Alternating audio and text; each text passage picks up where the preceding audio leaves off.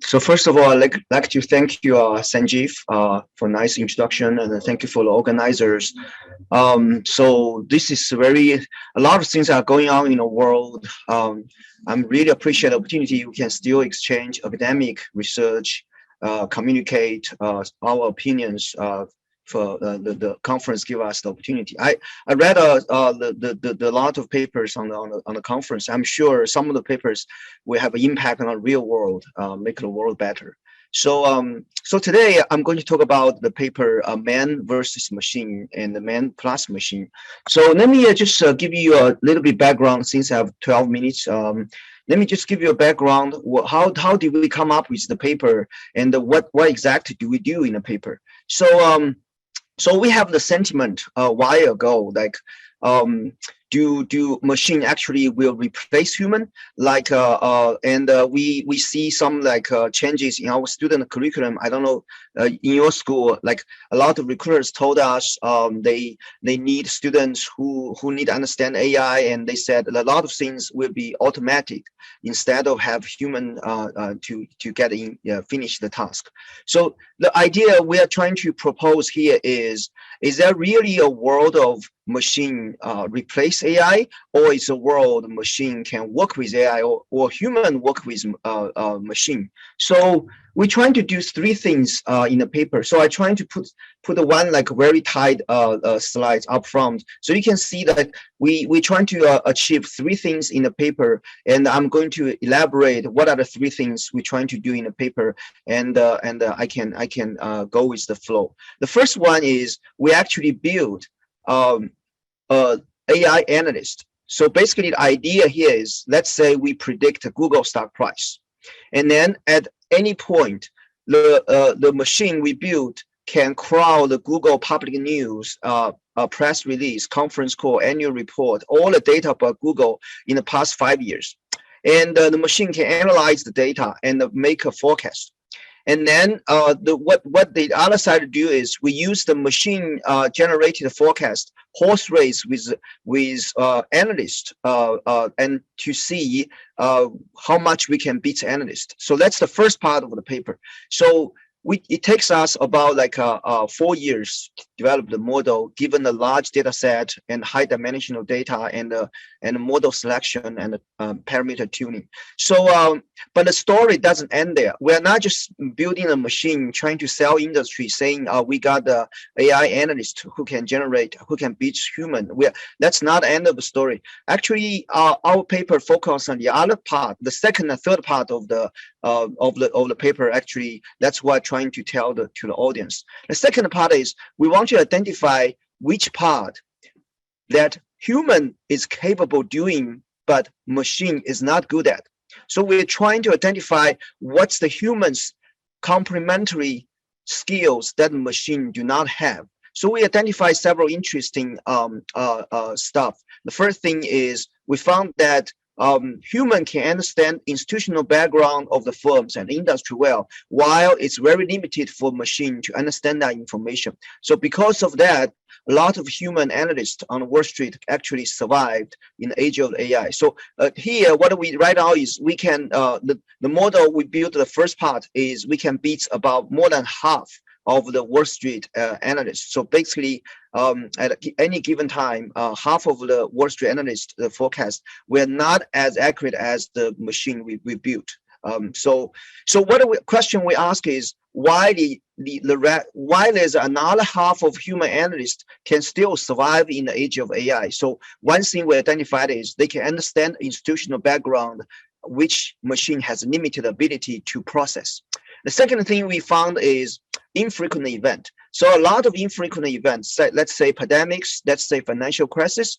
So for the AI, we need a large training sample for the machine to understand the pattern from the data. But human being has great logic and reasoning to understand insights from infrequent events. So that's another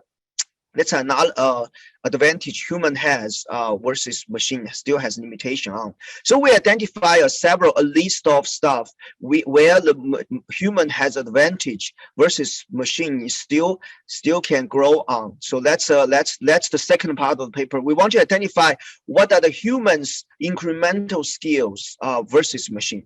Okay, here comes the third part. The third part of what we do is we combine human skills with machine computational power. So basically we build a combined system which has the human understanding of the soft information and infrequent event, plus machines high computational power for dimension reduction and process high dimensional data. And we found the combined system actually beats everyone, beats AI, beats machine, beats human. So the message what we are sending here, like I said, we're not just building a machine trying to sell to industry and to see that something where technology wise we're advanced. The story we're trying to send out here is what's the implication for the labor market, like how we should prepare for the age of AI, what kind of skills we should acquire in the age of AI that we can work with AI instead of being replaced by AI. It's also we want to send a message for our students, and a lot of schools are doing data analytics design and curriculum restructuring. So this is something we want to relate to. So we have done a lot of stuff in the paper. I know I only have 12 minutes, maybe now it's only 8 minutes. So the following presentation, this is what I'm going to do. I'm going to introduce the system we developed, like how exactly, what's the input of the machine and what's the algorithm we used. And then I will also discuss the findings I just summarized in a more detailed way. And at the last, I do want to share I want to spend 1 or 2 minutes to share related studies. So this AI research is just one in our pipeline. This is AI research this is the implication of AI for investors. We do have other research on the implication of AI for corporate managers and understanding human being. So I like to by the end of the conversation, the presentation, I can introduce some related studies regarding how AI affects our world. So the data-wise, so what we use is we're trying to use all the firm level, industry level, and micro level input as the input for the machine analyst, as the AI analyst. So what we did is at firm level, we surveyed all asset pricing literature and the market anomaly literature. We identify around 50 variables which are significantly showing in the prior literature has impact on future price or future fundamental performance. So these are the firm level. We have such as momentum, book to market, liquidity, and earnings surprise. So all these variables which has been shown important for firm valuation, we include in our model. We also include the industry variables, including competitions, product fluidity, and size, like industry variables, which can help the AI analyst to forecast the future price of the firm. And we do also input like crude oil price. You can see nowadays this is big deal right now with the what's happening in Europe. And the last part is the most high dimensional and large information we have to process, which is press release of the firm. So basically, firms they issue press release on a lot of things: change of the CEOs, change of directors, CEO compensation raise, SOE, and dividend split, and these are the tons of news. As about 8 million news press release firm issued in the past years. So what we do is we download or we get all the news press release, and then we trying to process the news as the input for the robot analyst to predict future stock price. So the one thing here is that the information is so huge, and it's very difficult to process them in one step. So what we did is we use another deep learning model to pre-process the textual information. So I don't want to get into the details, but the idea here is it's very difficult to get the information out just using keyword search. So what we do is we want to get the context.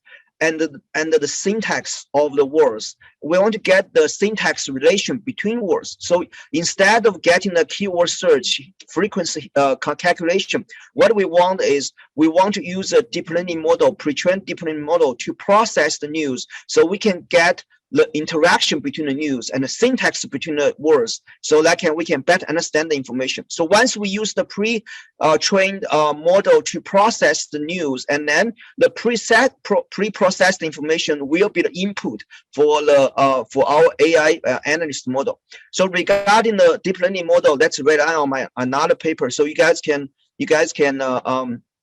look into my other paper, which we developed a deep learning model trying to get the syntax out of the text instead of the keyword search.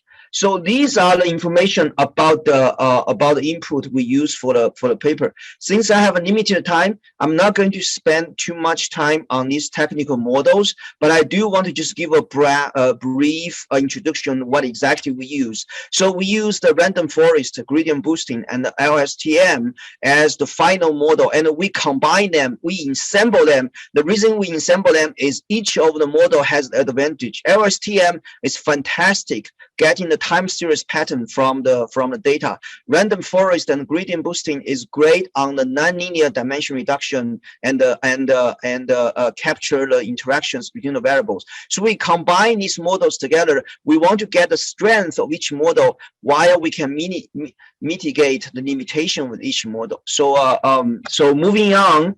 So what we found, several things I have explained a little bit earlier. I got a message, just make sure I'm not running out of time. So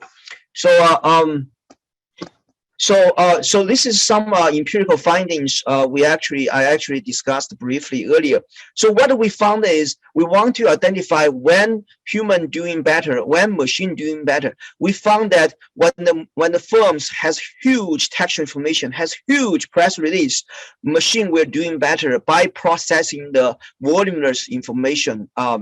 However, when the firm has a lot of intangible information, when the firm has a strong team, when the firm has a lot of R&D, when the firm has a lot of knowledge capital, in that case, experienced analysts will do better in that case. And so we have a lot of this kind of cross-sectional tests in the paper, trying to see when machine has an advantage, when human has an advantage, trying to, like I said, answer the second part of the question: what's the incremental skills that human have but machine still need to catch up with?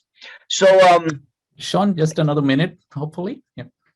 Okay, just 1 minute left. Yes. Okay.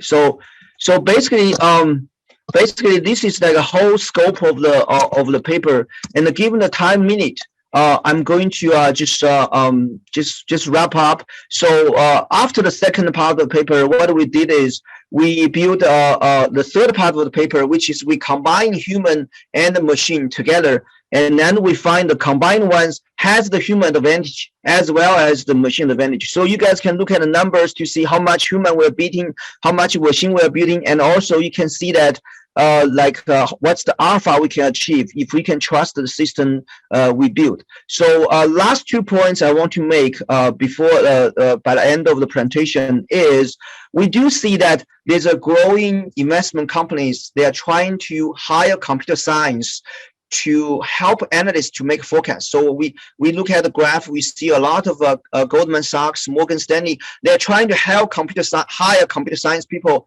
to support their analysts. And we found that the more they hire computer scientists as the backup team for analysts, the more difficult for our model to beat the human analyst. So basically, when human analyst has the machine learning team as their backup, it's more difficult for us to beat their forecast. So this is the study I was talking about. This is implication, AI implication for investors.